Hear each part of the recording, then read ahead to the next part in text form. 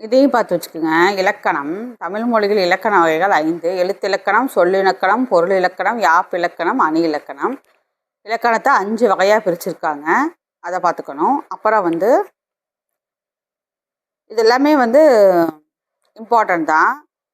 இங்கே பாருங்கள், நம்ம படிச்சிருந்தோம் இல்லையா, எது குறில் எது நெடில்னு அதை கொடுத்துருக்காங்க பாருங்கள். ஆ, ஆ, இ, ஈ, உ, ஊ, ஏ, ஏ, ஐ, ஓ, ஓ, ஔ. இது மேலோட 5 குறில், கீழே உள்ள 7 நெடில். அதை ஞாபகம் வச்சாதான் 10ஆம் வகுப்பில் வர அழகீட்டு வாய்ப்பாடுகளாக யூஸாக இருக்கும். அடுத்து இதை பார்த்து வச்சுங்க. மாத்திரை என்பது கால அளவை குறிக்கிறது. அதாவது ஒரு முறை கண் இமைக்கிற நேரம், கை நொடிக்கிற நேரம், இப்படி சொல்லுவோம் இல்லையா, அதுதான் மாத்திரை அப்படிங்கிறாங்க.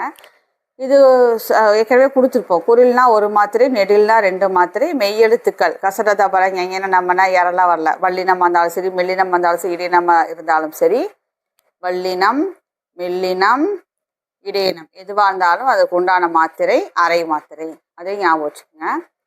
மாத்திரை அளவும் கேட்கலாம். அவ்வளோதான். இதோட 6th ஸ்டாண்டர்ட் இயல் 1 முடிஞ்சு. இயல் 2 அடுத்த வீடியோலேருந்து ஸ்டார்ட் பண்ணலாம். ஃப்ரெண்ட்ஸு சப்ஸ்கிரைப் பண்ண சொல்லி கொஞ்சம் சப்போர்ட் பண்ணுங்கள் ஃப்ரெண்ட்ஸ். தேங்க்ஸ் ஃபார் வாட்சிங்.